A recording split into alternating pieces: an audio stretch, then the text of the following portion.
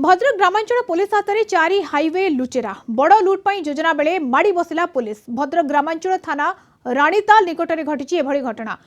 गत किछि दिन धरी 5 ରୁ 6 जन लुटेरा एक ऑटोरे योजनाबद्ध भाव में रातिर सुजोग नहीं 16 नंबर जातीय राजपथ और यार आखपाख अंचल लुट कर चलते काहाठारु बाइक तो काहाठारु सुना अलंकार पुणी केतेबेले लोकंक घरे पशि कला कना बुलाई चली।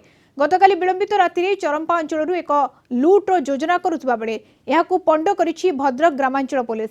गिरफ अभियुक्तों ठारू मारणास्त्र मोबाइल ऑटो एवं पल्सर बाइक मध्य जबत करा जायछि। गैंग्र मास्टरमाइंड बिशाणी खरीदा अंचल जगन प्रसाद नायक, कुंतला अंचल अजय सोना, धुमा बास्के एने अंचल राम टुडू को पुलिस गिरफ करी कोर्ट चालान करछि। अन्य जने पुलिस को चकमा दे खसी पलाइबारे सक्षम होइछि।